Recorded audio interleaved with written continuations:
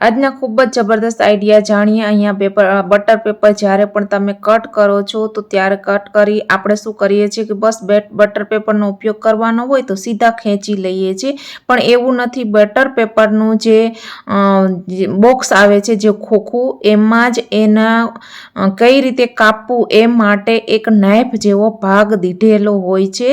તો એ રીતે તમારે ખેંચવાનું છે જેથી કરીને બટર પેપર એક સમાન તૂટે, નહીતર શું થાય કે આગળ પાછળ થોડું તૂટે। આ રીતે તમે જોઈ શકો છો, આ રીતે શાર્પનર જેવો પાર્ટ હોય છે અને આ બોક્સ બિલકુલ ફેંકવાનું નથી અને ત્યાંથી તમારે બટર પેપરને કટ કરવાનું છે। હવે બટર પેપરનો જ બીજો આઈડિયા જોઈ લઈએ। જ્યારે કેક બનાવતા હોય કે કોઈ પણ આપણે ટેફલી વગેરે પાક બનાવીએ તો આ રીતે આપણે કાઢતા હોય તો બટર પેપરને આ રીતે આપણે કોઈ પણ વાસણમાં લગાવી દેતા હોય તો શું થાય કે આ રીતે સીધું વાસણમાં લગાવી દો તો પછી સરખું રહેતું નથી ને ઉપર આવતું રહે છે। તો તમારે શું કરવાનું છે, જે રીતે વિડીયામાં બતાવ્યું એ રીતે તમારે ફોલ્ડ કરી અને પછી તમારે ગોળાકારમાં એને કટ કરી લેવાનું છે। ગોળાકારમાં કટ કર્યા પછી કોઈ ગોળ વાસણમાં તમારે પાકને ઢેફલી પાડવી હોય કે પછી કોઈ કેક બનાવવી હોય તો બેઝમાં આ રીતે બટર પેપર તમારે કટ કરીને તમારે ઉપયોગમાં લેવાનું છે, જેથી કરીને બટર પેપર ક્યારે પણ નીકળે નહીં અને તમારે જે પણ વસ્તુ આમાં તમે કેક બનાવી એ પણ સારી બને। તેવી જ રીતે ક્યારેક શું થાય કે આ રીતે સીઝરની ધાર હોય કે પછી આ રીતે નાઇફની ધાર હોય વારંવાર વહી જતી હોય છે, તો બહાર જવા ટાઈમે આપણને યાદ આવતું નથી કે આવા નાના કામ માટે આપણે બહાર પણ જતા નથી અને શું થાય કે નાની એવી બીજી છરી લઈ લઈએ છીએ। તો એવું કરવાને બદલે તમારે અહીંયા કોઈ પણ સેરામિક કપનો પાછળનો ભાગ હોય કે પછી ગરણીનો પાછળનો ભાગ હોય તે આ રીતે ઉપર નીચે એટલે કે આગળ પાછળ ઘસી લેવાનો છે, જેથી કરીને 15-20 વાર ઘસતો એટલે ધાર પાછી આની આવી જશે। તેવી જ રીતે કોઈ પણ રસોઈ બનાવતી વખતે કે ક્યાંય પણ સોફામાં બેસતા વખતે આ રીતે ફોન આપણે રાખવો હોય પણ એ વારંવાર પડી જતો હોય છે, તો ફોનના સ્ટેન્ડના તો મેં બહુ બધા આઈડિયા તમારી સાથે શેર કર્યા જ છે। તો એક નવો આઈડિયા જોઈ લ્યો। આ રીતની મોટી જે ક્લિપ્સ આવે છે ક્લોથની એ તમારે લેવાની છે, જે ચીપટા આપણે કહીએ છીએ। બસ 2 ચીપટા આ રીતે તમારે ભરાઈ દેવાના છે અને પછી સપોર્ટ માટે બેઝમાં તમારે બીજા 2 ચીપટા ભરાઈ દેવાના છે, કંઈક આવી રીતે આડા। 2 ચીપટા ઊભા અને 2 ચીપટા આડા, તો એક સરસ મજાનું મોબાઈલનું સ્ટેન્ડ બની અને રેડી થઈ જશે। તમે એને આગળ નીચે ડાબી બાજુ જમણી બાજુ જ્યાં પણ રાખવો હોય ત્યાં રાખી શકો છો। એક સરસ મજાનું સ્ટેન્ડ બનીને રેડી થઈ જશે અને છોકરાઓ જો હાથમાં પકડી અને મોબાઈલ જોવાની ટેવ હોય તો આ રીતે તમે એને સ્ટેન્ડ બનાવી દો, જેથી કરીને મોબાઈલ અને છોકરાની આંખો વચ્ચેનું ડિસ્ટન્સ વધી જશે અને તેની આંખો પણ ખરાબ નહીં થાય। તો આ આઈડિયા અહીંયા સુધી તમે જોતા હોય અને ગમ્યા હોય તો પ્લીઝ લાઈક કરી દો, કેમ કે લાઈક કરવાનું તમે ભૂલી જતા હો છો। તેવી જ રીતે આપણે બહાર હોટલમાં જઈએ છીએ કે પછી કોઈ પણ જગ્યા જે બહાર મોલમાં જઈએ છીએ તો મોલમાં જતા હોય ત્યારે કપડાં ટ્રાય કરીએ તો ચેન્જિંગ રૂમમાં આ રીતના મિરર હોય છે। એવી જ રીતે હોટલમાં જઈએ તો પણ બાથરૂમમાં મિરર હોય તો આપણે કપડાં ચેન્જ કરતા હોય કે કપડાં આપણે નહાતા હોય ત્યારે આપણે પહેલું કામ આ કરી લેવાનું છે। કોઈ પણ મિરરમાં તમારે આ રીતે આંગળી રાખવાની છે અને જો આ રીતે મેં અંગૂઠો રાખ્યો છે એવી જ રીતે તમે આંગળીમાં પણ કરી શકો છો। જો અંગૂઠો છે એ 2 અંગૂઠા એનું સામેનું પ્રતિબિંબ અને મેં આપણો અંગૂઠો એ 2 વચ્ચે જો જગ્યા રહે ને તો તમારે સમજવાનું કે આપણા અરીસાની પાછળ કોઈ કેમેરો નથી। જો કેમેરો પાછળ હશે તો તમારી જે આંગળીઓ છે 2 એની વચ્ચે જે ગેપ છે એ નહીં રહે, એટલે તમારે એ રીતે પહેલાં ચેક કરી લેવાનું છે। અને એવી જ રીતે મોલમાં ચેન્જિંગ રૂમમાં જાઓ ત્યારે પણ આ આઈડિયા અપનાવવાનો છે।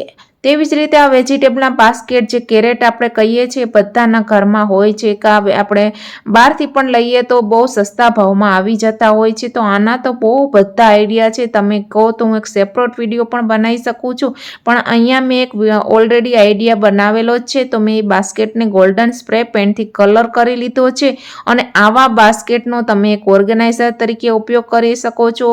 અને કોઈ પણ ઓનલાઈન ઓફલાઈન તમે જુઓ તો આ રીતના બાસ્કેટ બહુ મોંઘા આવતા હોય છે, જેમાં તમે આ સેન્ટર ટેબલની ઉપર રાખી અને આમાં કોઈ બુક્સ હોય કે કોઈ ફ્લાવર પોટ હોય કે આ રીતની કોઈ ડેકોરેટ વસ્તુ રાખી શકો છો. બહુ મસ્ત મજાનો લાગે છે અને પેલા ટ્રેન્ડમાં પણ આ આઈડિયા બહુ જ હતો. એવી જ રીતે તમે જોઈ શકો છો કે આ ચીપિયો છે એ આપણે રોટલી માટે ઉપયોગમાં લઈએ છીએ, પણ અહીંયા એનો બીજો જબરદસ્ત ઉપયોગ હું તમને બતાવીશ. બસ ગેસ ઉપર આ ચીપિયાને રાખી દેવાનો છે અને જે સાઈડનો પોર્શન છે એમાં આને ગરમ કરવાનો છે. પછી જે પણ આપણે ઘરમાં આ રીતના પેકેટ્સ હોય જેને આપણે એરટાઈટ રાખવા હોય કે તૂટેલા હોય, એકવાર ઉપયોગ કરી લીધો હોય કે પછી આપણે કોઈ બીજી જગ્યાએ લઈ જવું હોય અને ઢોળાય નહીં અને એકદમ સીલ પેક થઈ જાય તે માટે બસ એ ગરમ કરેલા ચીપિયાને 2-3 સેકન્ડ માટે આની ઉપર રાખી દેવાના છે. તો પહેલાં જેવું પેકેજિંગ થઈ જશે,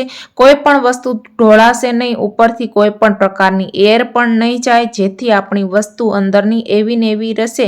આ વસ્તુ આપણે વધારાની જે દાળો પડી હોય કે જે વસ્તુ આપણે ઘરમાં વાપરવી હોય અને કાઢતા વધી હોય એમાં પણ તમે કોઈ પણ પેકેટમાં આઈડિયા અપનાવી શકો છો, જેથી કરીને તમારા વસ્તુ જે છે ખરાબ નહીં થાય અને એક સરસ મજાની બચત પણ થઈ જશે. તમે જુઓ એકદમ સરસ ટાઈટ થઈ જાય છે. એકવાર ટ્રાય કરીને જરૂર જોજો અને યુઝફુલ લાગે આઈડિયા તો કમેન્ટ જરૂર કરજો. એવી જ રીતે આ રીતના સાંકડા મોઢાવાળા પ્લાસ્ટિકના કે ગ્લાસની જે જાર કે કન્ટેનર હોય છે એમાં કોઈ લિક્વિડ વસ્તુ ભરવી હોય તો ડાયરેક્ટ આપણે ભરી શકતા નથી. જો આખી બરણી અહીંયા તેલની ભરી હોય તો હું આવા નાના ડબ્બામાં એડ કરું તો તેલ થોડુંક સાઈડમાંથી ઢોળાઈ જાય છે અને આ તેલ હું ભરવા બેઠી હતી એટલે વિચાર્યું કે તમારી સાથે શેર કરી દઉં. આ નાના ઢાંકણામાં તો બહુ ઢોળાય, પણ દૂધ પણ તમે જો એક તપેલીમાંથી કે પછી નાના વાસણમાંથી બીજા વાટકામાં કાઢવા જાઓ તો સાઈડમાંથી દૂધ ઢોળાઈ જતું હોય છે.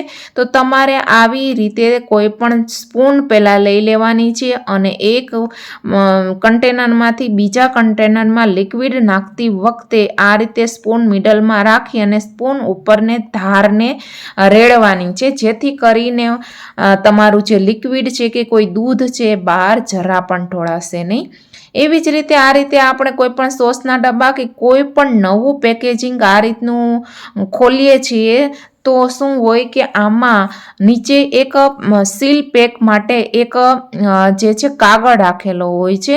એ કાગળ આપણે શું કરીએ કે ડાયરેક્ટ નીચેથી ખોલી દેતા હોઈએ છીએ, પણ એ ખોલવાનું આખે આખું નથી, એને એમ જ રહેવા દેવાનું છે. અને જે આપણા ઢાંકણનો ભાગ, ઢાંકણ ખોલીએ તો એના સાઈડમાં એક ભાગ હોય છે, એનાથી તમારે માર્ક કરી લેવાનું છે. કંઈક અહીંયા જો આ છે ને એ આમ માર્ક કરી લેવાનું. 1-2 વાર આમ થોડુંક દબાવશો એટલે એક માર્ક થઈ જશે.